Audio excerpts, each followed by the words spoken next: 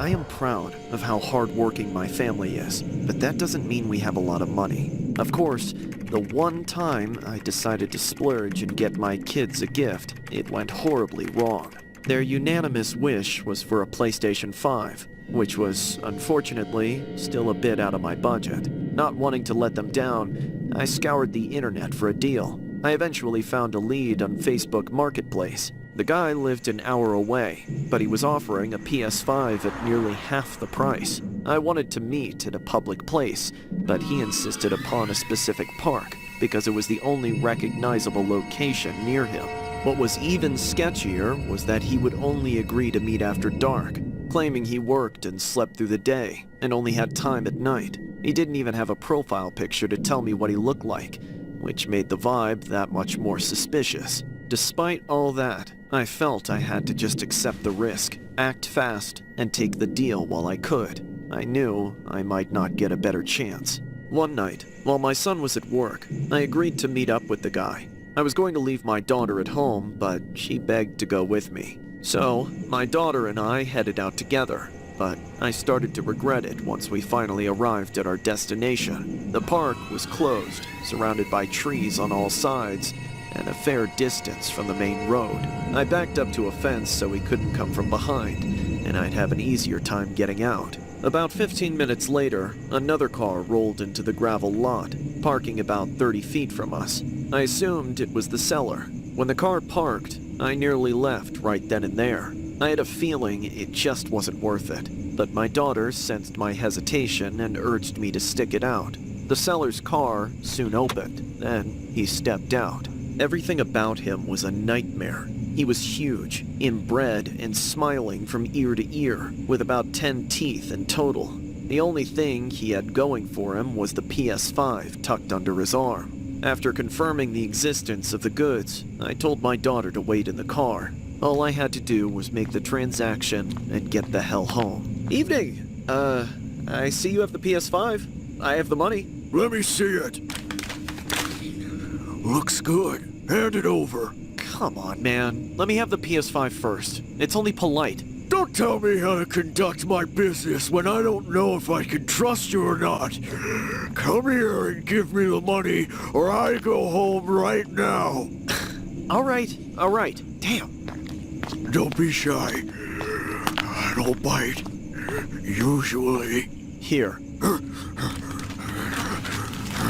It's all there. Actually, I don't believe it is. See, this here machine is worth $500. Why would I sell it to you for just $3? Because that's the price we agreed upon. If you don't like it, just give me back the cash and we'll both go home empty-handed. Who's in the car? Excuse me? I said, who's that waiting in the car? Did you bring her to sweeten the deal? If so, then I accept. Absolutely not. Think about it, buddy. She gives me something she's just sitting on, and I might part with the PlayStation for free. Go to hell, you pervert! That's my daughter! So what? You want to do her together? Enough! Give me back my money! He took the console and smacked me across the face. The plastic cracked and sent me to the ground in a daze. I came back just a few seconds later, but the next thing I saw was that pervert running towards my car. As I got to my feet, I watched him bash through the window. My daughter was screaming for help as he reached through and put his hands on her. But then, I finally got there and sucker punched him. A hook to the jaw sent him right to sleep. I didn't waste any time trying to get my money back from him or anything. I got in the car and floored it. Gravel spewed everywhere. The car spun wildly, but I got it under control and pointed us back toward the road. Just as I was picking up speed, I looked in the rearview mirror and saw that monster standing on 2 feet, aiming a gun dead at us.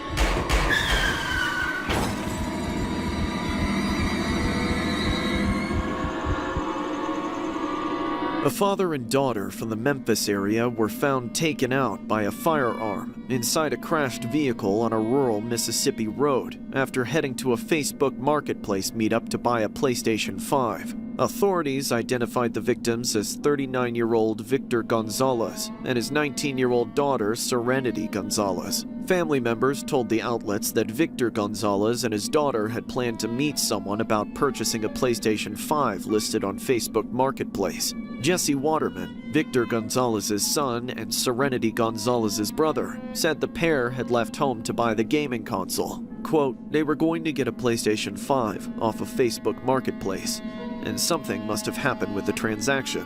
From what it looks like, they were trying to flee based on the tracks on the road and the mud on the side of the van."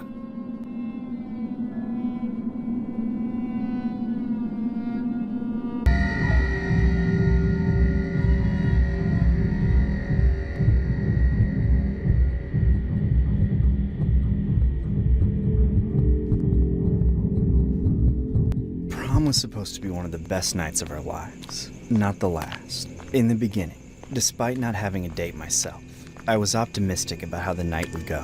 All my friends had dates, but we were going as a pretty big group, which helped me feel less like the odd man out, even though I still technically was. As far as who those dates were, though, some were better than others. My best friend Kaj was going with his chill girlfriend of a few months. They were the it couple, I guess. Most of the other guys just brought whoever would go with them, but without a doubt, there was one couple that was the absolute worst. Our old friend Patrick and his on and off girlfriend Lindsay.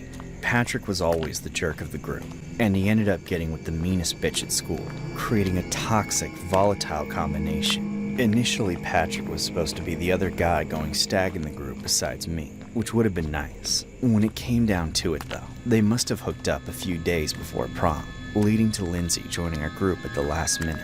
And of course, they were fighting the entire night. We did our best to tune them out so we could enjoy ourselves and make some good memories. But Patrick and Lindsay were in the background of every scene, spoiling the good mood with their endless bullshit. At some point, thankfully, they disappeared. With them gone, we could finally really party. We passed around the secret flasks, did some dancing, turned up, let loose, whatever you want to call it. When the venue closed, our group headed to the far end of the parking lot. The whole group was vibing a lot better than I expected at the beginning of the night. Even the girls who were kind of bitchy at the start had really loosened up. At this point, though, everyone was saying goodbye to each other and slipping out of their prom suits and dresses into more comfortable clothes. Some of the guys were actually lucky enough to be going home with their dates, including Kaj, of course. But for the most part, this was the end of the evening. All the girls were in a circle, trading their Snapchats and saying a million goodbyes like they'd already become best friends. And us guys were hanging around Kaj's car. It had been a minute since we had all hung out. And in the back of our minds, we knew it would be one of the last times we'd be together once we finished senior year. However, one guy was still missing, and even though his absence had let us all have a lot more fun, I still remember thinking of him for a passing moment. And just then, his girlfriend walked past us, his ex-girlfriend judging by the look on her face. One of the girls called out to Lindsay, but she blew them off. If she had said anything back, it definitely would have been nasty. She just got in her car and peeled out, making the tire screech so loud it made the whole parking lot turn their heads. Just a few seconds after Lindsay hit the road, Patrick showed up. I thought for sure he was wasted or high on something, but he wasn't. He was stone cold sober and completely unhinged, scratch marks on his face, bloodshot eyes, sweating profusely, and angrier than we had ever seen him. Mad past the point of reason, just pissed off at everyone and everything in his path. We had all turned to look at him, thinking we'd wave and say what's up or something. But before we knew it, Patrick was already ruining everything. He slammed into us, pushing us all apart. He started screaming that we were all backstabbing pieces of shit, that he'd fight every single one of us. We had no idea what to say. Only one of us had the nerve to say anything. It was Kaj. Patrick, bro, what's going on? We didn't do anything. Don't lie to me! I saw you talking to my girl! You think it's okay to flirt with her? To feel her up? Huh? Dude, none of us did any of that. She literally just walked past us and didn't even say anything. Right, guys? Ladies? We all saw the same thing, didn't we? Kaj made the honest mistake of trying to reason with Patrick. For a second, we all thought it would work, too. We were just beginning to nod in agreement, ready to prove to Patrick that nobody had touched or spoken to Lindsay. But then, Patrick pulled a knife. Nobody had time to react. As soon as we saw that thing, Patrick was lunging at Kaj. Kaj put his hands up, but it was too late. Patrick broke through and stabbed the blade right through his chest. It was pure shock for everyone, It happened so fast. I swear I blinked and Patrick was gone, with Kaj standing there, still on his feet for a mere moment. Then he collapsed. Some people rushed to help Kaj. Others went to hunt down Patrick. Somebody started crying and someone else called 911. I just stood there like a helpless idiot. In the end, none of it mattered. Kaj died in the hospital later that night. Patrick got arrested, and he'll spend the majority of the rest of his life behind bars. He threw away his own life when he took Kaj away from us. Prom was supposed to be a night for us to remember forever, but my best friend never lived to remember it at all. A Stevenage man who stabbed a student to death on his prom night has been jailed for life. Patrick Sharpmead, 20, was given a life sentence for taking out 18-year-old Kajetan Migdal in a vicious attack after he and his friends left their school prom. The school friends were getting changed by Kajetan's car after the event before heading to meet other classmates when Sharpmead approached them.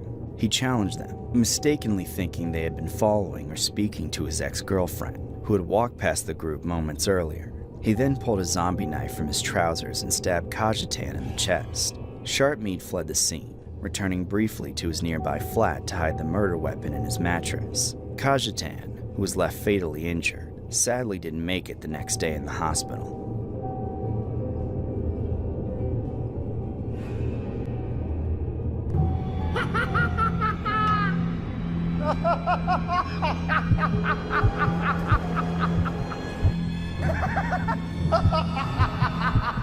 This is the most disturbing case I have ever been a part of. Nothing even comes close. It was Father's Day. My shift had just started and already things were shaping up for a miserable time. I'd left my family at home for the evening. Night had come early thanks to an overcast sky, which opened up to pissing rain as soon as things cooled off. It should have stayed warm, but it wasn't. It was colder than made sense, and something about it told me things weren't right. Pretty soon, I got the call. Double homicide in the trailer park. Apparently some poor bastard tried to surprise his grandparents with a random visit and found them both dead. Far from an ideal time for any of us. Alone, I raced to the outskirts of town. More units would be on their way, but someone had to get out there and take control of the situation before the whole trailer park turned into a zoo, and I happened to be the closest. When I got there, a small crowd was already gathering outside the trailer in question. The onlookers said the man had been screaming about his grandparents being dead, but went silent a few minutes after they called the police. He hadn't come out, and they were too scared to check on him. I made my way past them and up to the trailer. The door was wide open, and though the rain was starting to soak through my uniform, I felt no desire to rush inside. What I walked into, well, and I'd prefer to let my body cam footage speak for me. Here goes. Chester County Sheriff! Jesus. Confirmed double homicide. Third individual unharmed. Sir, are these your grandparents? Do me a favor and turn around for me, all right? Individual in shock. Sir, I need you to turn around. Why? Why would they do this? It's Father's Day! How could they kill them? My pop-pop, my grand-grand, they were all I had left. Why? Why? I know, bud. I know. It's a bad day, but you'll be all right. Let's get you out of here, okay? Come on. When I found Gene, he appeared to be an absolute wreck. One of the worst cases of shock I'd ever witnessed. I led him away from the gruesome scene and let him sit in the back of my car. I didn't close the door on him, though. Just wanted to keep him dry and away from prying eyes until an ambulance arrived to give him a checkup. Once they cleared him, we took his statement. Everything he said made it seem like he was genuinely distraught, having just found his grandparents brutally murdered. Nothing about him that night told any of us that things were different. We believed every word he said. Then we let him go. Months later, however, evidence started to stack up, and the evidence told us we'd made a mistake. The autopsy, the forensics collected at the scene, and the collection of witness statements we gathered across the county were making Gene's alibi flimsier and flimsier. With no other suspects but him, it was time to take Gene into the station for further questioning. Since I got the closest to him, I was the one who brought him in. I found him living in a house much nicer than his grandparents' trailer, with a brand new blue Mustang parked out front. These were hardly the purchases of a grieving man. There was a smile on his face, too. He couldn't get rid of it, not even when we sat him down in the interrogation room. He was just as mentally unstable as when I first saw him, but now in a completely different way. A sinking feeling in my gut told me I had been duped, so I did not hold back. I told Jean we had him dead to rights, laid out every single way I knew he was lying to me. It took several brutal hours of one-on-one interrogation, but I finally got him to crack. You're right. I did it. I killed them. It broke my heart, but I blew Pop Pop's brains out. Then I pumped Gran Gran full of lead. Jesus Christ! Why? If you love them so much, why the hell did you kill them? Why does anyone do anything? For their money! Thanks to them, I had the best Father's Day ever! Once you've looked into the eyes of a person and realized they are completely and truly broken, with no hope of ever being saved on this earth, you never forget that feeling. Every single Father's Day for the rest of my life, no matter what my kids do for me, I'll always be thinking about that psycho. Gene Alexander Scott executed his grandfather in a plot for money, then turned the gun on his great-grandmother in a pair of killings on Father's Day in 2020. Gene Rogers, 61, and Billy Rogers, 78, were found taken out in their home. More than a year later, police arrested Scott at an army base in Germany where he was stationed. He joined the army after the deaths. Scott, a 26-year-old from Colombia who was in the Marines before the killings, pleaded not guilty. He has not been convicted of any crime in the case and has been jailed without bail pending trial. Scott created a phony alibi and used others to explain his whereabouts. After plotting the execution of his grandfather for weeks, Billy Rogers was killed so there was no witness. Scott was ultimately sentenced to 60 years in prison, where prosecutors said the motive was greed.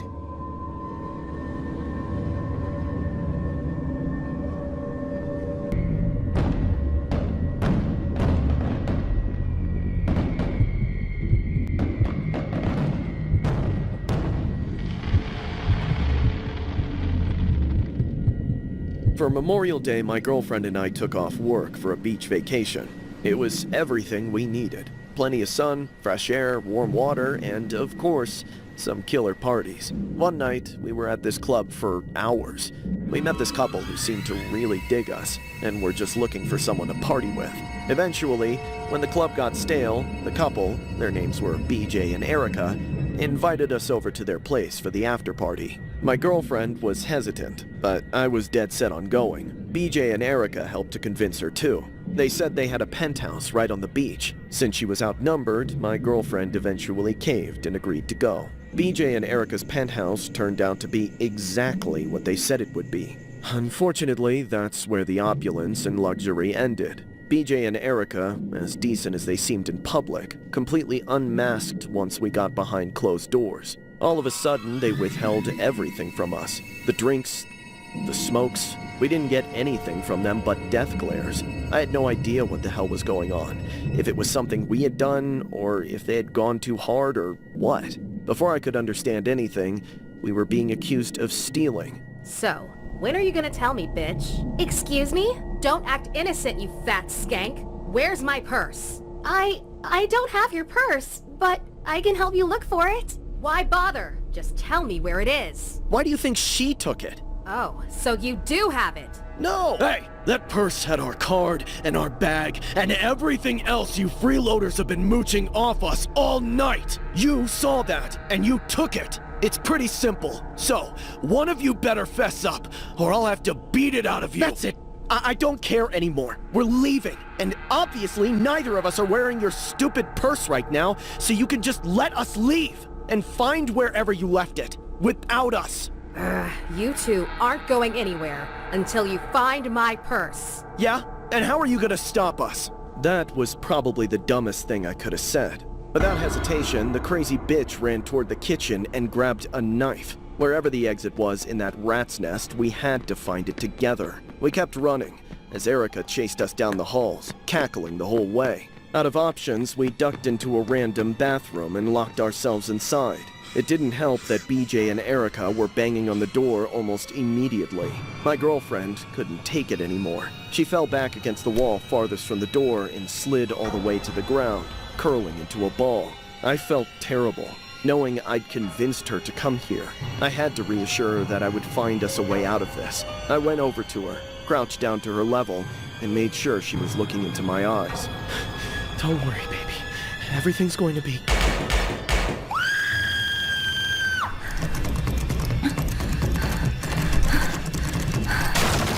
All yours, sweetie. If I could begin to be half of what you think of me, I could do about anything. I could even learn how to love. When I see the way you act, wondering when I'm coming back, I could do about anything. I could even learn how to love like you. Oh, babe, you'll never guess what I just found. My purse. It was under the bed this whole time. I must have dropped it when we got home. How silly of me. Do you have any idea what we've done? We're screwed! Don't you get it? Screwed! Calm down, BJ. It can't be that bad. Look at them! They're dead! I know. I knew that. It's fine. Fine! What are we gonna do? Go. Get your power tools. It's time to take out the trash.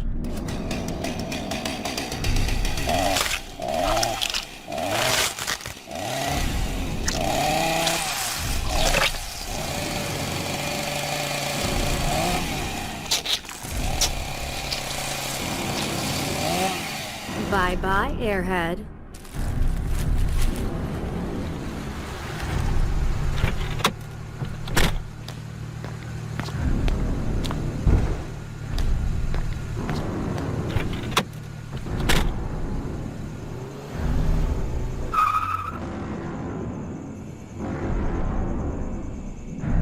This Memorial Day story happened on May 25th of 2002.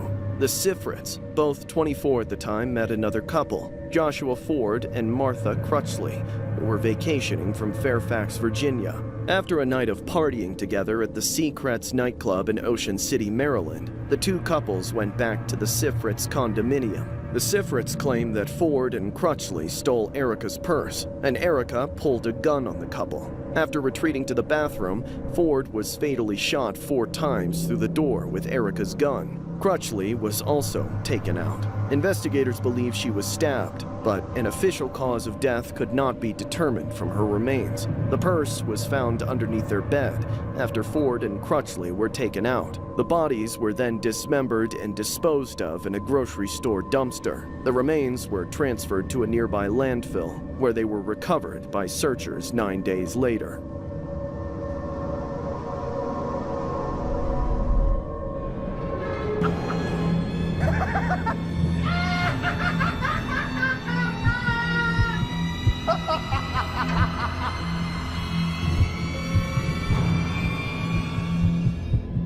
Despite being an only child, I never had a good relationship with my parents, and we haven't been close in years. At the first opportunity, I left home in search of peace, until one day, I suddenly realized I missed them. However, reaching out in the normal sense wasn't really an option. I didn't remember either of their phone numbers, nor did I keep in contact with any of their friends or relatives. I had completely disappeared from the family, and I only knew one way back, by returning to my childhood home. The thought of it terrified me. They had to be retired after all these years. I had no idea if they could still afford the old house. Of course, I could only find out by going there. I put it off for months, just recently mustering the courage using Father's Day as an excuse. A large part of me was genuinely hoping I wouldn't find them, but when I arrived, I could tell they were still there. The house had the grimy, unkempt look it always had because they never took care of anything. I hesitated, thinking it might be better if I just left it at confirming they were still around, but not actually meeting with them. But I forced myself out of the car anyway. I walked up onto the old front porch, and with a lump in my throat, rang the doorbell for the first time in 2 decades.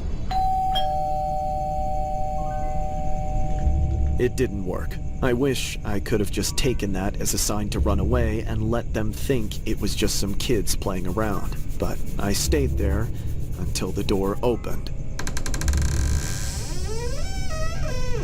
What do you want? Dad, it's me, your son. What? By God, it is you! Come here! Whoa, ow! You look as young as the day I lost you. Ugh, let me go! You taste just as good, too. I won't ever let you go again, boy. Now give your daddy some sugar. Dad, let me go! Wow, somebody got strong. What, you just come here to beat on your old man? No, it's Father's Day. I just wanted to catch up with you guys. Is Mom home? Well, it's not Mother's Day, is it? No. She's asleep. Maybe she'll wake up in a bit. Come on in. All right. So, what do you think? Looks just like the house I moved out of. Thanks. You hungry? No thanks. I ate before I came. Besides, I think something's gone bad in the fridge. Oh, must be. You know I never had the sense of smell in the family. That was your mother. Was? Is she? I said she's asleep. Now don't you bother her. I'm just gonna go find something for us to eat in the garage freezer. But I said I'm not hungry. Crazy old bastard. I just want to see my mother. No. Mom? Are you in there? Mom? No! Mommy! You idiot! I told you not to bother her! You come back here after all these years, and you still haven't learned how to listen to simple instructions! Let me go! You little bastard! That hurt! Get back here and take your punishment, you brat! I ran out of there even faster than I did when I turned 18. I felt just like a terrified little kid again, fleeing without understanding what was happening anymore. It couldn't be. My mom was dead, and my dad was just living with her corpse? Every bit of healing I had accomplished had all been undone by a single moment that would haunt me forever. No matter how many terrible things I could say about my mother, I never wanted to see her like that. It took me a while after I drove off to pull myself together and call the police. Not like my dad would have time to dispose of the evidence or anything. They arrested him as soon as they arrived at the house and saw what I saw. Apparently, she had died over a month before I visited, potentially up to 3 months. They said it's difficult to tell when the decomposition is that far gone. My father never took her to get the medical care that could have saved her life, and after she died, he let her rot. Now, all I keep thinking is, I could have seen her one last time if I hadn't waited so long to visit. I might have even saved her life. Instead, this will be the last time I saw either of my parents on Father's Day. This Father's Day story was inspired by a 68-year-old Lebanon County man who did not report his wife's death and continued living in a home with her body for at least a month. Evidence indicates that Michael Makula had been residing inside the home for at least a month after Charlene passed, and was aware of her passing and had taken measures to conceal her passing. At this time, there is no evidence to indicate Michael Makula sought medical treatment for Charlene, nor did he attempt to notify authorities of her passing. Michael initially told officers that his wife was not home.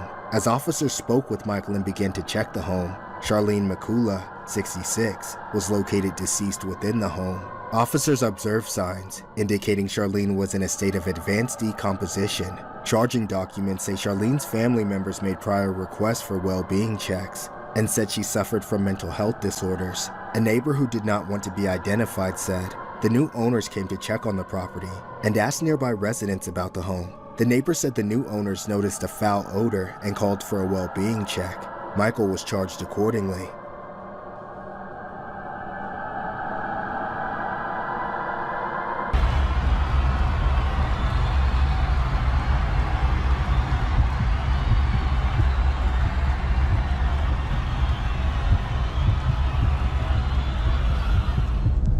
At the height of our careers, it was the tail end of a World Cup match. Not a single goal had been scored in over an hour. I was exhausted in the midfield, my spirit worn down by endless passes to the offense that all ended up unsuccessful. Andres, defending, was equally desperate.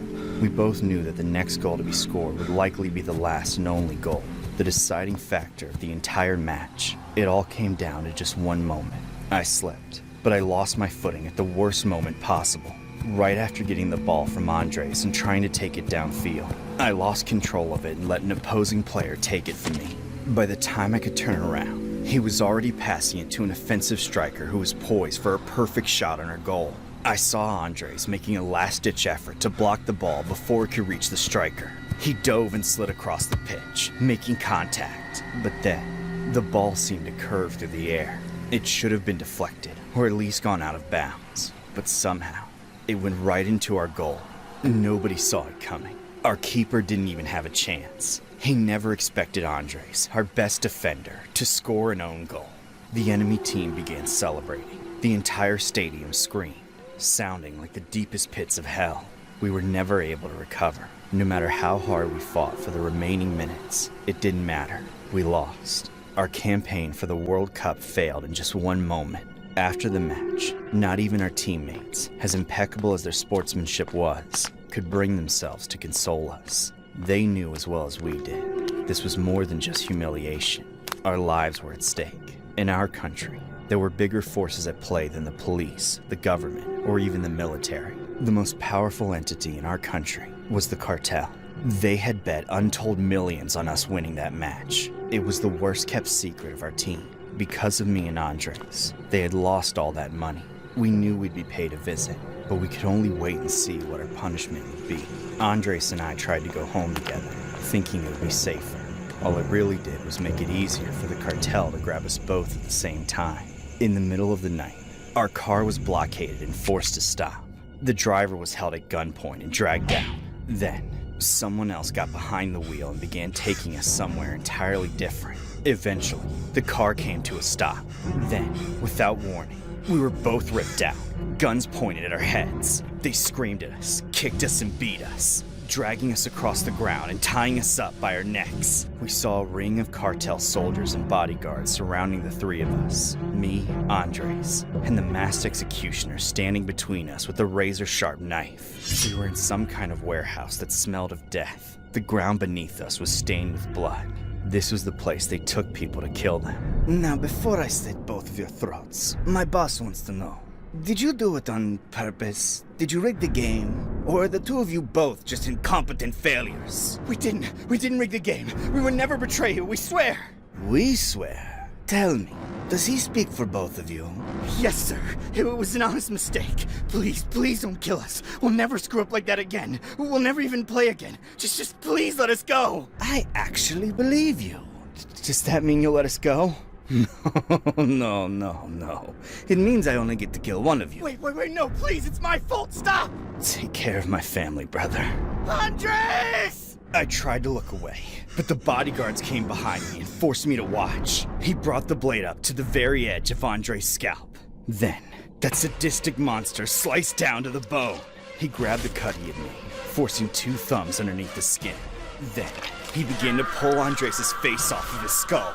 Andres made sounds no human could imagine as his face was ripped away from him. He had gone unconscious, but was still alive. They left me there, forced to look at Andres as his lifeblood flowed from the absence of his face, occasionally regaining consciousness every few minutes, just to choke on his own blood again, and beg for mercy with no lips, until he finally stopped moving. I wasn't found until dawn, when passers-by were finally sure it was safe enough to untie me without the cartel coming back. When the news hit, the country was mortified, but not at all surprised. The brutal killing of Andres was his punishment for the own goal he scored, and my punishment was to watch it unfold. Everyone knew the cartel was responsible, but to this day, no justice has ever been served, and I have never been able to stop thinking about it. He scored during Colombia's unsuccessful 1994 World Cup campaign. A bodyguard for a crime cartel that had allegedly bet heavily on the team confessed to the crime. The man who pulled the trigger was Humberto Munoz Castro. He was convicted of the 1994 murder and served only 11 years of a 43-year prison sentence.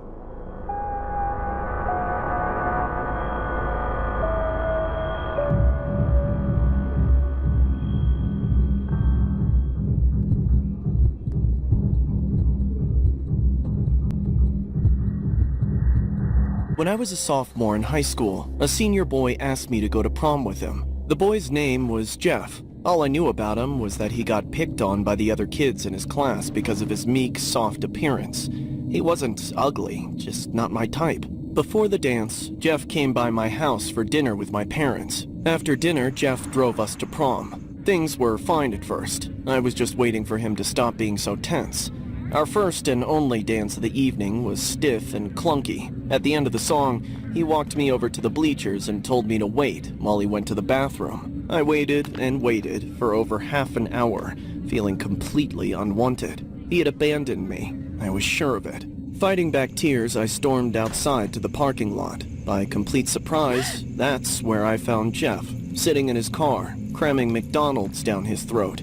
I confronted him. Then we bickered like a bitter old married couple for a while. I worked up to calling him something like a cuckold, prompting him to call me unbreedable. I was more than ready to leave, so I told Jeff to take me home. We arrived back earlier than my parents expected. Jeff and I only kept the charade going until he left. Obviously, I never expected us to have a second date.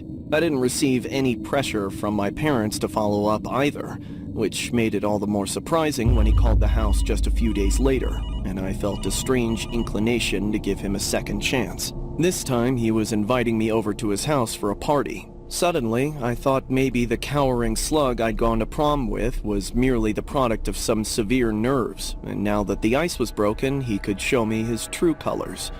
I was right, of course, but not nearly in the way I expected. That evening, I told my parents I was going out with friends. In reality, I was having them pick me up just to drop me off at Jeff's. It wasn't until they drove away that I realized there weren't any lights on inside the house. It made me double-check if I had the right address, and indeed, I did. Unable to retreat, I knocked on the door. Nobody came to open it, but from inside, I heard Jeff's voice calling me.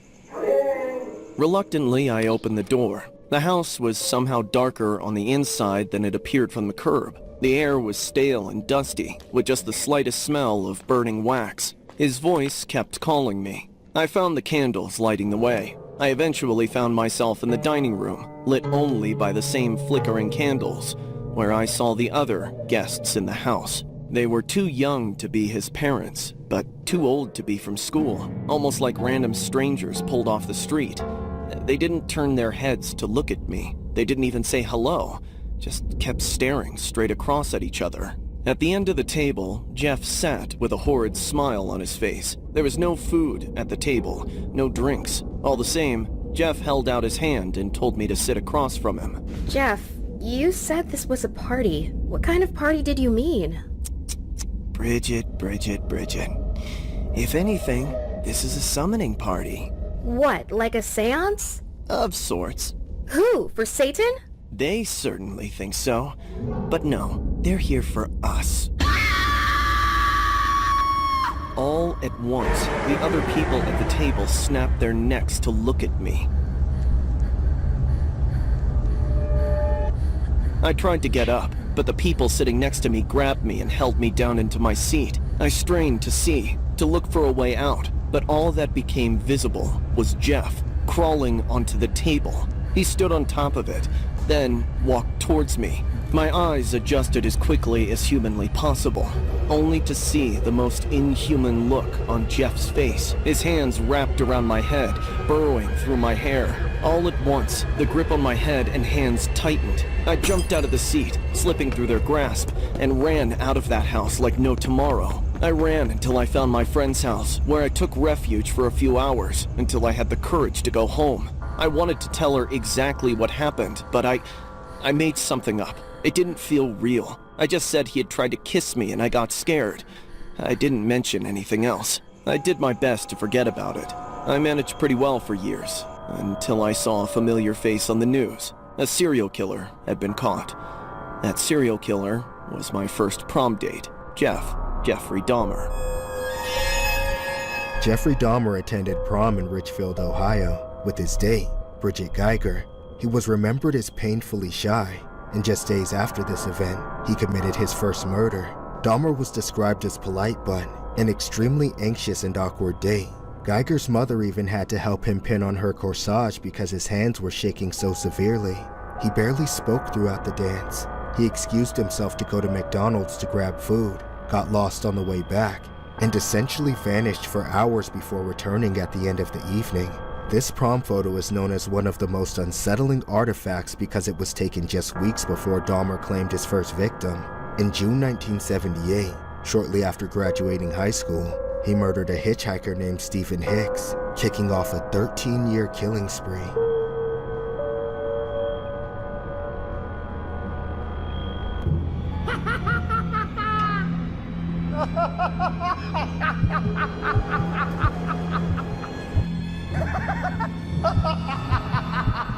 If I try, I can remember a better time when it was just me and Mom.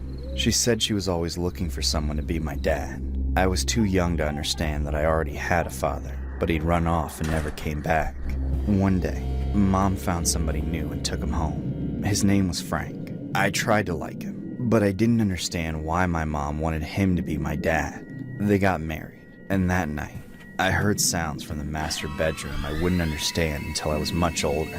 Then, just a few weeks later, for reasons I couldn't comprehend, cops came to the house and arrested my mother.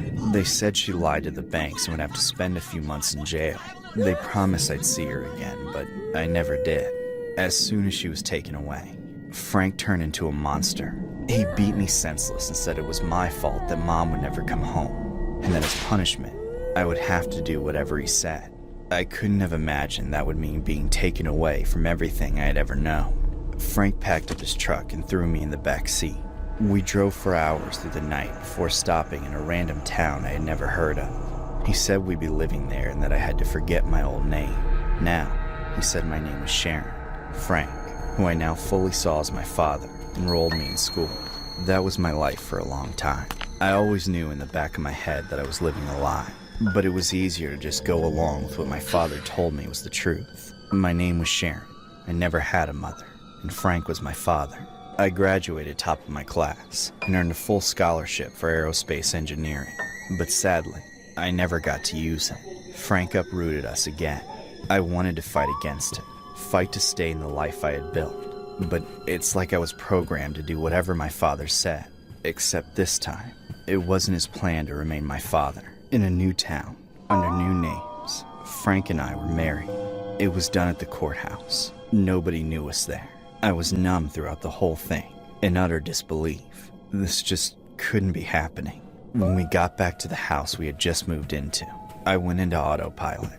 I started unpacking some of the boxes that were still laying around, trying to forget the circumstances of my life. But Frank had other ideas.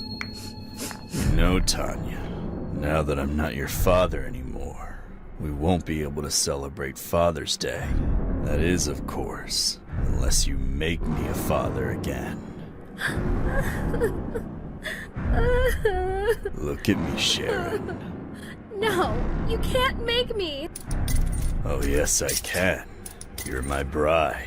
Come here! Don't do it, please. I've been waiting 12 years for this. This is happening whether you like it or not. The torture continued nonstop, every night. It didn't stop until our son was born. After that, Frank barely wanted anything to do with me. He left me at home for hours on end, not working, but I assumed sleeping around with other women. Frank even forced me to get a job at a strip joint owned by some pal of his. I hated every second of it. All those men staring at me, grabbing me, forcing me to do what they wanted. I could have gone to college. I was going to be an engineer. Instead, I was reduced to this. However, I needed the money. Frank never helped take care of his son, and he slowly stopped paying the bills as well. Years went by in this new, wretched life. I thought I'd get a break once the boys started going to school. But once again, I was wrong. I was walking home from the grocery store one night. Frank had sent me off to get a bunch of things and refused to let me take the car. There wasn't even a sidewalk. On a dark stretch of road, I saw my shadow fade into view in front of me. Then, quickly sharpen and shorten as a car sped toward me. I thought it would just pass by like every other car, but Franklin Delano Floyd was already a convicted predator before he met Suzanne Marie Savakis at age 5, kidnapping her and assuming the role of her father. Under numerous fake names, Floyd kept Suzanne's identity hidden for over a decade, eventually forcing her to marry him. After raising Floyd's child for 6 years, Suzanne was found dead in 1990. Floyd would later be arrested for the murder of one of Suzanne's co-workers and would eventually confess to killing his own son. But the death of Suzanne Savakis remains unsolved. This Father's Day story was inspired by an American killer named Franklin Delano Floyd, who was responsible for kidnapping Suzanne Marie Savakis as a child, raising her under false names and later married her.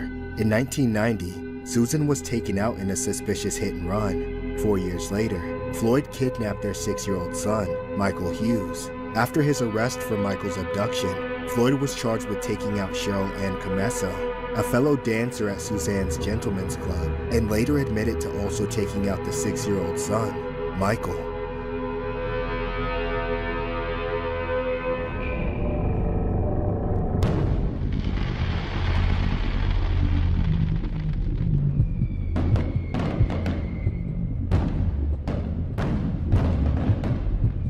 My family recently moved into a new neighborhood. We're renting a small, semi-detached house on a quiet street. See, I must have been switched at birth, because while I'm extremely introverted, my parents are both loud, annoying extroverts who love to throw huge parties at every opportunity. I've grown accustomed to it, though, and found ways of mitigating the disturbance it causes me. The new neighbors, however, were in for a nasty shock. In the first few weeks, the complaints started out minor. Several times they tried banging on the shared living room wall during the middle of a party to signal that we were being too loud. Everyone heard it, and they all knew what it meant, but they didn't care. When that didn't work, the bangings started coming to the door. My parents would answer it and be asked to keep the noise down. The initial face-to-face encounters were somewhat cordial, but it didn't last. Within a month, my parents and our neighbors were having near-nightly shouting matches. They threw every colorful word they had in their vocabularies at each other, including threats. Of course, the first threats came from the neighbors, saying they would report us to the landlord, then the city, then the cops. But when each of those institutions failed to evict us for the crime of being noisy, the threats became direct and violent. Hey, open this door so I can smash that piece of shit stereo! Back off or I'll break your goddamn neck! Over time, both sides became increasingly petty. Then Memorial Day came around. There was nothing special about this holiday in particular, except that it was an upcoming reason to throw a party while tensions were at their absolute height. My parents, wanting to get back at the neighbor, made it a point to throw the loudest, most intentionally obnoxious party yet. They invited all their friends and family, even the people they didn't even like, set up a bunch of games in the yard, and bought enough liquor to get everyone incontinently drunk. Since this was an everybody party, I wasn't allowed to just hide in my room the whole time either. I had to be out and about, braving the noise and overwhelming number of people for hours. Except it didn't last that long. My parents' plan to get our neighbor more pissed off than he'd ever been worked brilliantly. It worked a little too well. Within an hour or two, he came pounding on the door, but this time, he actually managed to break the deadbolt clean out of the frame. The entire party went dead silent and turned their attention as my dad went to confront him. What the hell is wrong with you? You're gonna pay for that? I know you're doing it on purpose, asshole! I can hear everything! Then why are you listening to us, huh? Stay out of this, you old bitch! Hey, watch your mouth, punk! Out of nowhere, my dad threw a fist at the guy's face. It landed, but he took it like it was nothing, then went in on my dad. They were beating the shit out of each other in front of everyone. A solid 10 seconds passed before anyone even wanted to get in. But then my drunk relatives finally intervened and separated them. They were both still yelling and screaming death threats at each other as they were being held back. Both were bleeding pretty bad, too. With the party at a definite downturn, I took my opportunity to slip away into my room unnoticed. I put my noise-canceling earbuds in. Before long, though, I thought I heard the party resuming with the loudest noise ever that punched right through my barriers. Then, it was absolute silence. Confused, I took off all my noise-canceling crap, but I was genuinely shocked when it was still quiet. I heard the neighbor's door slam, then the faint sound of screaming, slowly getting quieter. This I had to see. I hopped out of bed, opened my door, and entered the living room, ready to ask what was going on. But then I saw for myself. Everyone was gone. At least, everyone left that was still alive. The entire house was destroyed. My mom and dad were dead. There were massive holes missing from their chests, and their blood and shreds of flesh had been sprayed over every square inch of the room. The neighbor, that noise, it was him coming back after the fight. He always said he had a shotgun, but I never believed him, and nobody at the party tried to stop him. They all ran away, leaving my parents to be murdered, abandoning me in the dreadful silence. He got what he always wanted.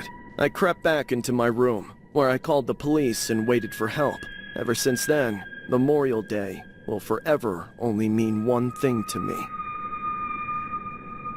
This story was inspired by a Memorial Day party dispute, which depicts a violent feud in Michigan between neighbors Kenneth and Christina and the Perryman family. The conflict stemmed from escalating issues involving loud parties, property boundary disputes, and generally unruly behavior, which ultimately turned fatal, resulting in a shooting. The feud involved a quiet street that became a battleground after a boisterous family moved in next to the original homeowners. Issues included loud music, garbage in the yard, and personal harassment, such as threats and spitting. These disputes escalated over time, with the last straw being a loud, contentious Memorial Day party that resulted in a violent confrontation. The escalating conflict led to a shooting, with reports indicating it resulted in a fatal or nearly fatal street battle.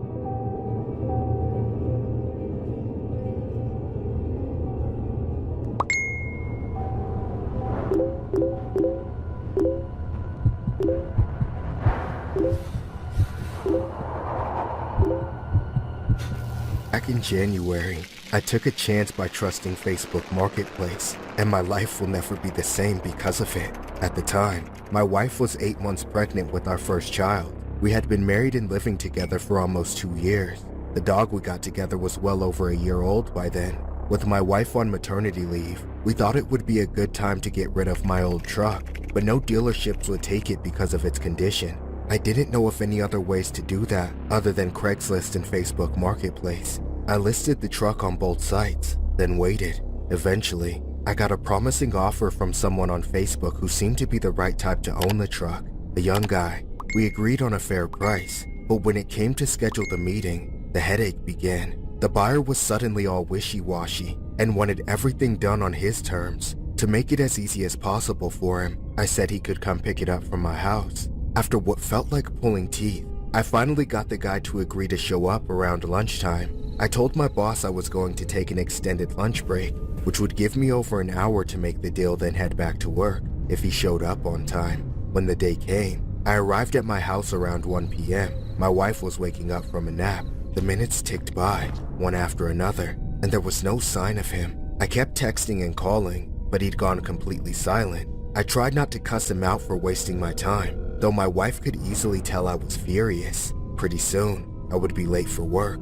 I didn't know what to do. I dreaded the thought of having to schedule another meeting with this guy, or even worse, having to start from square one. My wife, being supportive as always, offered to take care of it. She told me just to go back to work and let her handle the transaction. I was hesitant, but she was adamant that she could handle it. I went with her plan. I told the buyer he could come later whenever he was able. Then I got back into my wife's car and headed to work. Right as I was a few minutes from home, my phone suddenly started blowing up. It was the buyer. He said he would only buy the truck if it was actually in good condition, and a bunch of random accusations out of nowhere. Now, I knew the truck wasn't in the best condition, but I didn't want to list all of its problems and make it seem worthless. I reiterated for the 10th time that, overall, it was reliable, but it would need more maintenance and attention than the average vehicle. I don't know why, but he couldn't seem to wrap his head around that. He wanted an answer in the simplest terms. Is it good or not? So I finally just told him, yes, it's good. I felt like I was talking to a brick wall, feeling myself starting to get overwhelmed again. I texted my wife, letting her know how the guy was acting. She reassured me she could handle it and told me not to worry. She said she would text me throughout and call me if he gave her any problems. I thanked her, told her he was on his way, then went in to work. We kept communicating as we waited for the buyer to show, but then, 10 minutes before he was set to arrive, my wife stopped responding to my text. I figured it was fine. She must be talking to the guy and didn't need or want to be distracted by her phone while interacting with him. I just thought she would have told me how things went afterwards, but I didn't hear about that either. A couple hours went by, and I got caught up at work trying to compensate for being gone through the middle of the day. By the time I left though, the silence was killing me. I had a terrible feeling, a pit forming in my stomach, and the closer I got to home, the wider it ripped open in my chest. I remember seeing the plume of smoke towering into the evening sky and thinking, hey, that's in the direction of my house. Then I got to my street and found it blocked off by the police. A burning stench was thick in the air. I stopped in the middle of the road and ran through the blockade on foot. I went straight for my house. The cops were shouting at me to stay back, but I knew it had to be right there. I finally got a good look when I came around the end of a giant fire truck. Where my house had been was a smoldering heap. A few pillars were still standing here and there, but there was nothing left, just rubble and ashes. I looked for my family, my wife, my dog, any remnants of what I had left, but I only saw one familiar face. The shit stain who was supposed to buy my truck, getting hauled away in handcuffs, completely unharmed. You! What have you done? It's what you deserve. You should have been a man and tried to rip me off yourself, trying to sell me that garbage. What did you do? Why? I poked both your stupid bitches full of holes, your fat wife and that annoying-ass dog. No! No, no! And you could have kept the house if you showed up. Have fun with nothing, you liar! This can't be happening! Why? Why? This Facebook Marketplace story was inspired by a horrific incident regarding an Illinois man who was accused of stabbing a pregnant woman more than 70 times, attacking her dog, and setting her home on fire during a Facebook Marketplace meetup. Nedes Revucas, 19, faces multiple charges after police say he took out Eliza Morales, 30, during a visit to view a Facebook pickup truck her husband had listed for sale. The attack stemmed from a Facebook Marketplace transaction. Prosecutors said Revucas was upset about the condition of the 1994 Ford Ranger pickup he purchased from Morales and her husband. Police body cam video shows Revucas hours after the killing when officers arrived at his home. During a conversation with authorities, he was seen speaking in a calm manner and not being aggressive or scared. He initially claimed that he didn't go inside Morales' apartment. However, he later confessed to the killing. Following his arrest, video shows Revucas seated in the back of a police cruiser where he appeared to be sleepy. Revucas faces several charges for his heinous crimes.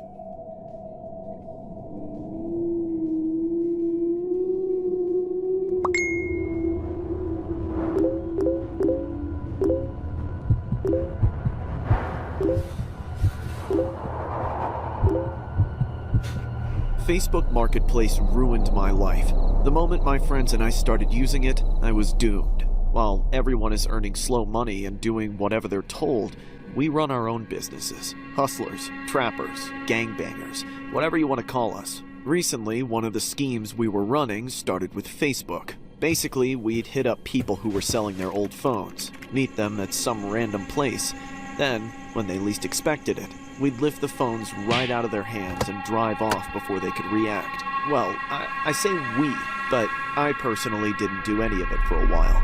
I just sat in the car with the other two guys and watched them rotate who went out to meet the mark. I had to start pulling my weight eventually, though, no matter how nervous it made me. Yo, I don't know if I'm ready, bro. What, are you slow or something? You've seen us do it 100 times. You know exactly what to do. But don't we have enough phones for today? Why don't I do the first one tomorrow or something? Don't be a little punk bitch about it. Just do it or we'll drop you off at the Motel 6. The motel? But that's the hoe house. So, are you a hoe or are you a thug? Screw you. I'm a thug. Then hit the next lick and prove it. And if you're all scared, just take this. For the first time, my friend handed me a gun. I guessed I would need it for what I was about to do, actually robbing someone. How hard could it be anyway? Just point and pull the trigger, right? This time around, I didn't say much while they were looking for the next mark. They said it was a douchey white guy, so I figured he'd probably be alone and wouldn't be too pressed to risk his life over a phone. They didn't say anything else about him, though, or if they did, I was too nervous to listen. Before I knew it, I was up.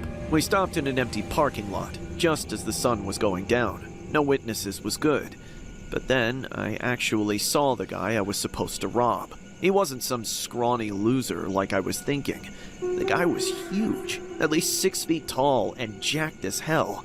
And just by the way he was standing, I could tell he had been in the military or something. Of course, that didn't change anything. I still had to do it. My friends were all looking at me, with these smirks on their faces, like they had set me up for this on purpose. They didn't think I could handle it. I had to prove them wrong. Making sure the pistol wasn't showing, I stepped out of the car by myself and walked up to meet the guy. I could tell he was already suspicious that I came out of the passenger side and wasn't the only person in the car. He came alone, but that didn't exactly make me feel any better. Hey, kid, your friends with you? Yeah, doesn't matter. Huh. Well, I got the phone right here. Do you actually have the cash, or is it all tied up in stocks? I snatched the phone out of his hand. It was easier than I thought. He didn't have any time to tighten his grip or anything. I clutched it like a football. Then, I turned around and started to sprint back to the car. But just as I got going, the guy grabbed me. He yanked me back with one arm like it was nothing. I was in a headlock a split second later. He was choking me out, trying to take the phone back at the same time. But I was not going to let him win. You dumb little shit! You messed with the wrong guy! Just give it up, asshole! It's mine! I'm a Marine, you moron! You're not going anywhere but jail! No, I ain't! The guy was so focused on trying to get the phone out of my left hand, he didn't realize I was reaching into my hoodie with my right. I just pointed it back, pressed it up against his ribs, then pulled the trigger. He never saw it coming. He loosened up in an instant, making it easy to slip out. I hesitated and looked back at him for just a second. There was this look of pure shock on his face as he collapsed. I think if both my hands weren't locked into a death grip, I would have dropped the phone and the gun the moment I fired it, but I managed to hold on to both.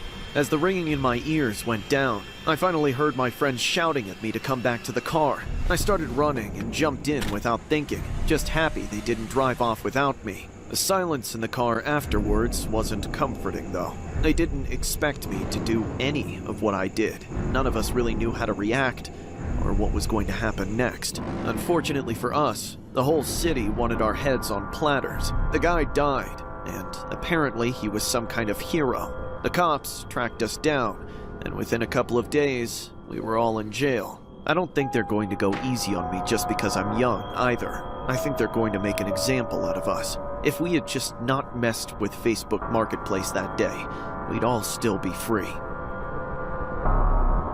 A Marine was taken out in an alleged Facebook Marketplace robbery in Missouri. Sunday night's shooting left 42-year-old Michael Ryan Burke with critical injuries and later dead at a local hospital. Alexis Bowman, Joseph Crane, Kobe Oust, and a male juvenile are all in custody in connection with Burke's death. Allegedly, the 4 suspects are accused of stealing iPhones from people during Facebook Marketplace sales, then selling the phones. It was mentioned that the juvenile suspect shot Burke during one of these Facebook Marketplace arrangements, while the other 3 were in the car. Burke was a Marine veteran and a firefighter in Colombia.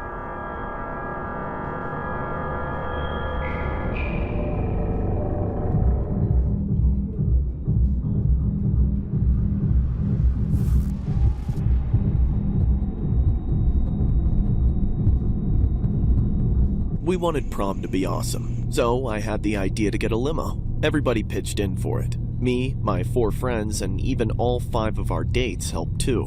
Earlier, everyone had paid me and put me in charge of paying the limo driver. When he showed up, I went out before everyone else to give him the money. As he rolled down his window, the first words out of his mouth were, Hey, little man, all the girls in there coupled up already?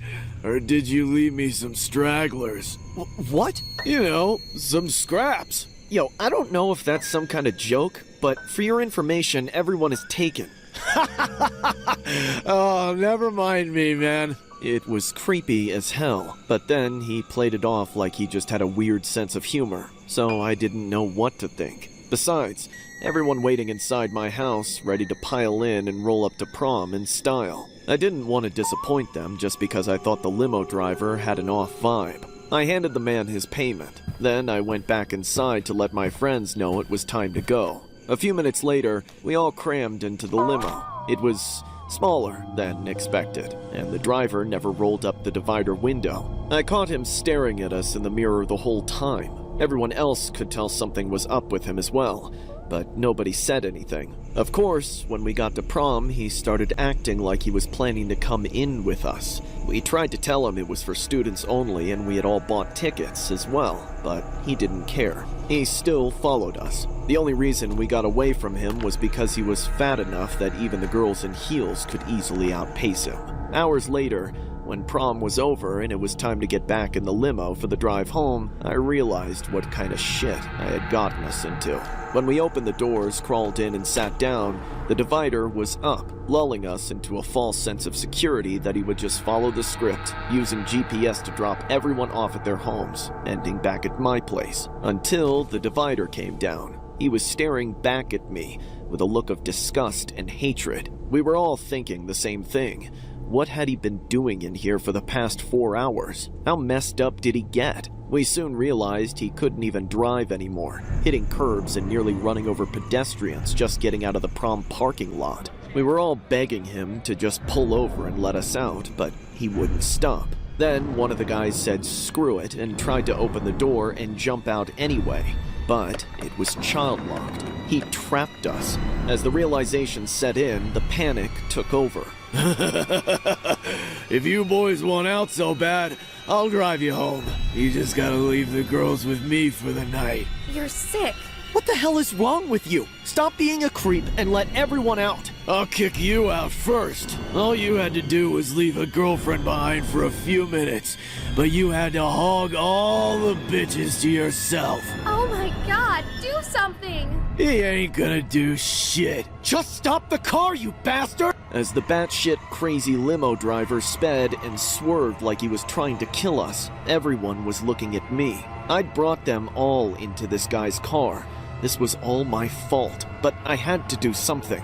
I unbuckled my seatbelt, giving it up for someone else. Then I went and did the only thing I could think of. I ran up to the front of the cabin and threw myself through the divider. I only got about halfway in, but I could still reach for the keys. I thought if I could just turn them back or rip them out, I could at least bring us to a stop. But then, as the limo driver fought to push me back, he finally lost control.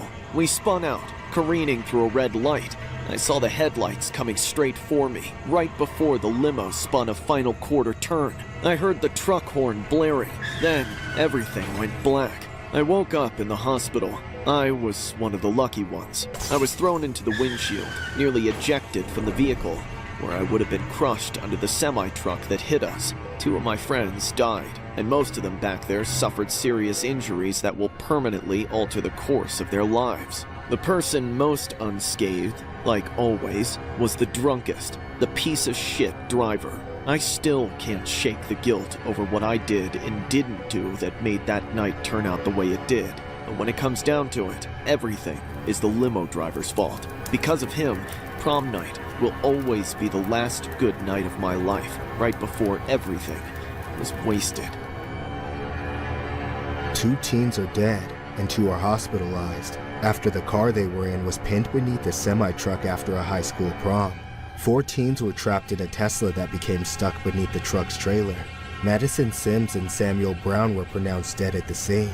2 other teens in the car at the time of the wreck were taken to the hospital with injuries, but are expected to survive.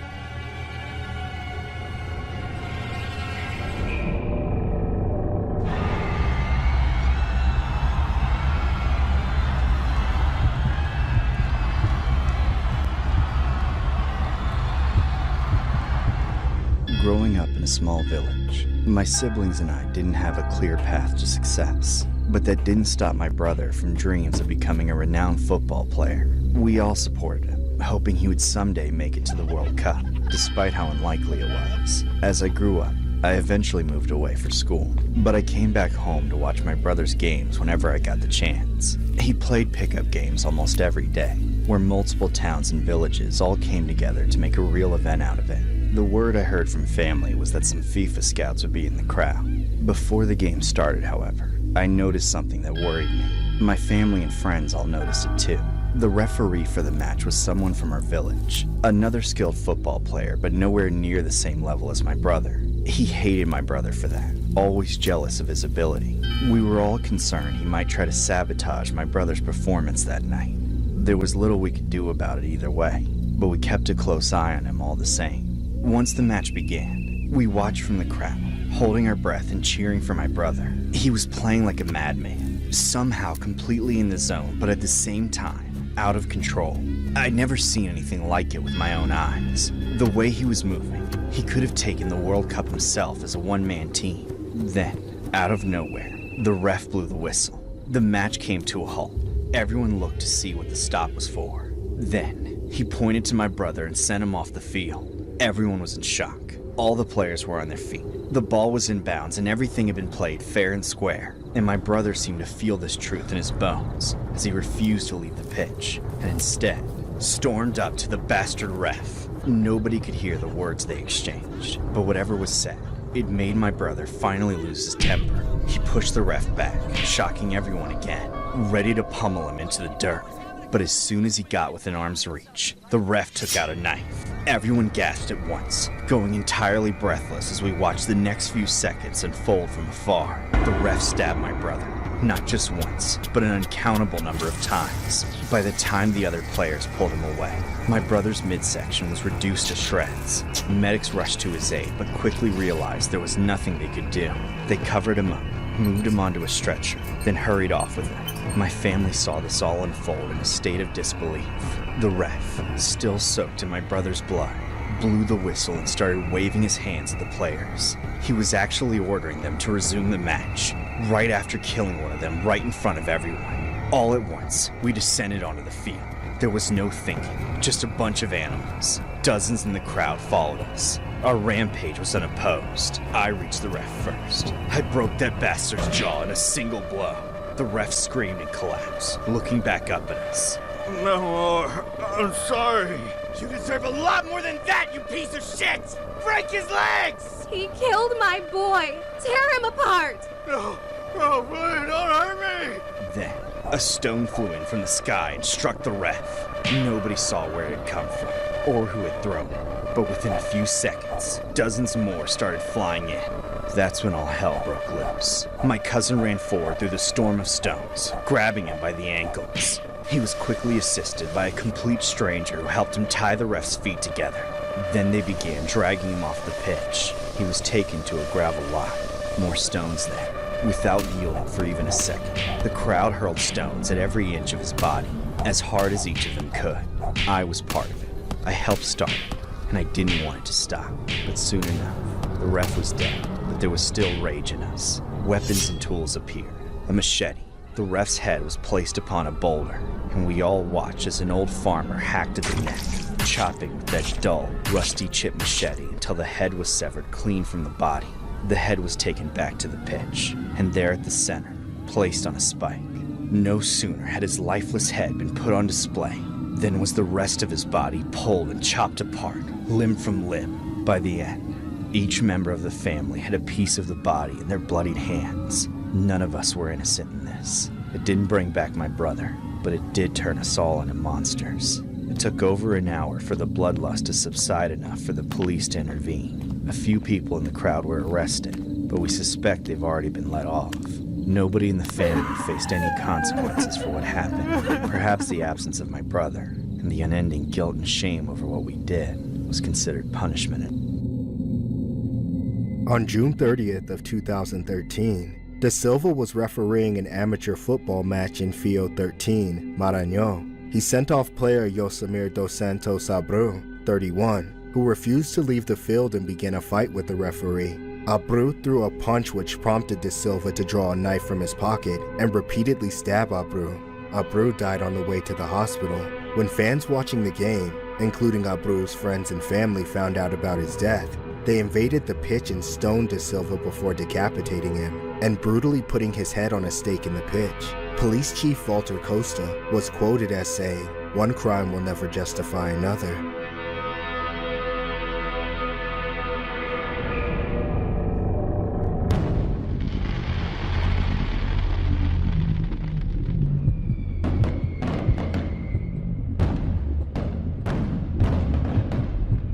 Living in Long Island gets expensive, so I'm renting a room out of a house with 3 other tenants. Upstairs with me, there are 2 college students. Then down in the basement is the reason the rent is so cheap. His name's John. He's at least 50 years old, and for whatever reason he's too messed up in the head to live on his own. If the landlord wasn't his daughter, he'd be homeless, but she lets him take up the whole basement, probably for free. I assumed she was just helping her dad out. At first, the place was good enough, but over time, I began regretting the move. The other tenants and I were barely home, between work and school and all our other obligations. But since John didn't work or do much for himself, he was always there. As nice as it was to be in the common area, it was a trap. John would invariably find an excuse to sit next to me or crowd around me. He simply couldn't mind his own business down in the giant basement he had all to himself. Eventually, we all grew accustomed to living in our bedrooms, only coming out to use the bathroom, cook, or get in and out of the house. Our pets kept a bit more freedom, as John didn't bother them too much. But when it came to us, he never got the hint. Almost every night, he would ask us if we wanted to all come down to the basement and watch a movie in his room. Mind you, he was again at least 50. Thankfully, all our doors had separate locks. Otherwise, it would have been much harder to hide from him. And I'm positive my underwear drawer would not have been safe. I actually caught him trying to sneak into the other tenants' rooms while they were away, never seeming that ashamed of it. I really wanted to report him to the landlord, but seeing as that was her father, I was worried it would only get me kicked out. Speaking of a lack of shame though, the fact that there was only one shared bathroom was the source of everyone's deepest hatred for John. I don't know how it went for the others, but for me, I could expect him waiting outside the door after every single trip. He'd always act like it was pure coincidence that he had to use it at the same time. Oh, hey John. Hi, Ariana. Was it a productive trip? You know, I'd prefer not to say. Number 1 or number 2? John. Oh no, are you not feeling well? Was it number 3? God, for an old creep, you sure are a child. I'm young at heart. Now, is it my turn? Knock yourself out.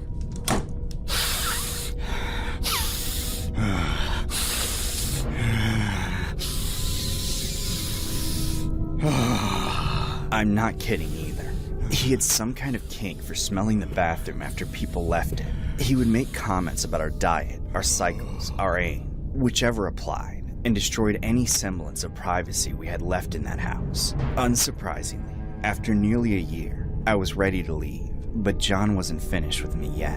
When Memorial Day came up, the other 2 tenants both went home to visit their families. I honestly should have done the same, but I decided to hang back with my pets. It had been months since John and I were alone in the house together for that long, because I was completely taken aback by how bold he became on Memorial Day. Ariana! There's a rock down here! The things he was saying were outright disgusting. He'd been creepy and weird before, but this was just harassment. Or worse. I don't even know what to call it, and I sure as hell didn't know how to react to it. So I just kept my door shut and tried to ignore it. That night, I struggled to fall asleep, forced to listen to the sound of him banging against the walls downstairs and screaming his lungs out.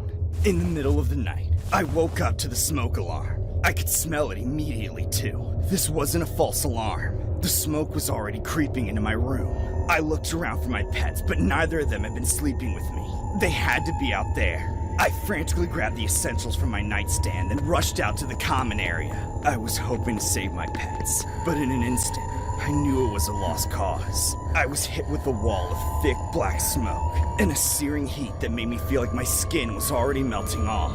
I managed to get reoriented in the chaos, turning back around and going back to my room, where there were still a few breaths of clean air left. I opened my window and climbed out, finally reaching safety. Firefighters were on their way, but it took them hours to extinguish the blaze. In the end, my dog and my cat both died in the fire. According to the police, John started the fire. He started it in the basement. Then he escaped safely while the entire house burned. I could have easily died with my pets. The other tenants weren't home, thank God. But everything we own, Our entire lives. It was all destroyed on Memorial Day. Police say a Plainview man has been arrested for arson following a fire that occurred on Memorial Day. Officers in the fire department responded to a residence for reports of a fire. It was determined that Jahan Kia, 40, a tenant of the residence, was responsible for starting a fire on the basement stairwell and was placed in custody. There were no residents inside, but 2 dogs and 1 cat were found deceased inside the home due to the fire. 2 firefighters suffered injuries as a result of the fire and were transported to the hospital. Ariana Belfort gathered what she could from the home she shared with her 3 children. She says the home had 3 units and says Kia was the only one there when the fire started. Kia was released from police custody following his arraignment. Tuesday afternoon, he was released with an ankle monitor and ordered to undergo a mental health evaluation.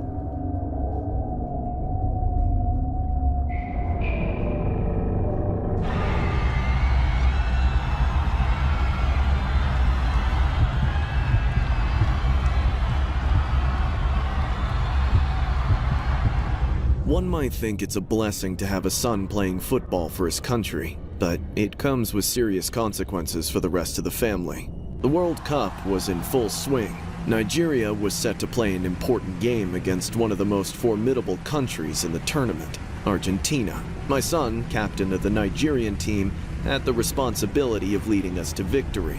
The game was being held in Russia, of all places. As much as I wanted to be there, I simply could not fly halfway across the world. I was, of course, planning to watch it with everyone at home. I just had to get out of work first, which is easier said than done on a normal day. But because of the time difference, I had to leave early. With all that rushing around, I barely noticed the unusual car sitting in the parking lot. I saw it out of the corner of my eye. A large SUV with blacked out windows and no decals to identify it. However, I didn't have time to care. I got in my car and raced home. The game started in just a few hours and I had to entertain our numerous guests. I glanced into my rearview mirror, absent-mindedly checking out the plume of dust I was kicking up as I sped down the dirt road, when all of a sudden, that giant tank of a car appeared. They plowed right into the back of my car, sending me into a violent fishtail. I could only watch as I went right for a head-on collision with a tree. That was the last thing I saw before I blacked out. I was dazed and nauseous. Where was my pain medicine? What kind of hospital was this? But the more I began to see, it became clear I was not in one at all. I was laid up in a bed, but a filthy one, and I was handcuffed to it. An armed guard stood at the only entrance. He whistled as he noticed me waking up, prompting more men with guns to flood the room. I had been kidnapped. They didn't want me. They didn't even want my money. They wanted my son's money. I was a ransom. If they didn't get what they wanted, they were more than happy to shoot me, my son, or anyone else in the family. Then, they handed me my cell phone and told me to make a call. Hello, Dad? This is, not a great time. The match is about to start, and I need to focus. God. Never mind that crap, boy. I've been kidnapped. What? No. Dad, this isn't funny. It's not a joke. Listen to me. Don't tell anyone about this, or they'll kill me. Understand? Yes, I understand. I won't tell anyone. What do they want? They want 50 million naira, delivered within 3 days, or I'm dead. All right, I can swing that. I'll give them their money. Now you listen, Dad. I'm also going to send the military in there to wipe them all out. No, son, don't! They're listening! Don't! I'm dead. My son's big mouth was about to get me killed. Why didn't he think he'd be on speaker for each and every one of my kidnappers to hear? This made them furious. They told me the deadline was now just 24 hours. And then they wheeled a TV into my cell. It was playing my son's game. He was playing. He just found out his father was being held for ransom, and he didn't even stop what he was doing to save my life. In that moment, I knew what was ultimately more important to him. I couldn't stand to watch him play, especially when he lost at the very end. All that for nothing. After the game was over, one of the men came and injected me with something. He said if I never woke up, then my son never came to save me. I didn't expect to see anything ever again. However, after some time in the infinite darkness, I heard these terrible loud noises, explosions, gunshots, screaming and shouting. People were dying and being tortured all around me. I thought I was in hell for a while, but then I saw the light. Not God, but a flashlight attached to the barrel of a machine gun. My son had sent in the goddamn military after all. I was rescued and finally taken to a hospital where I could be with my family and begin a proper recovery from my injuries. My relationship with my son since has been complicated. He saved me, yes, but he also procrastinated in spectacular fashion. And if it weren't for his profession, I never would have been kidnapped in the first place. Sometimes I wish he would have just kept with the family business and spared me the suffering. Nigeria captain John Obi Mikel played in a crucial World Cup match against Argentina, only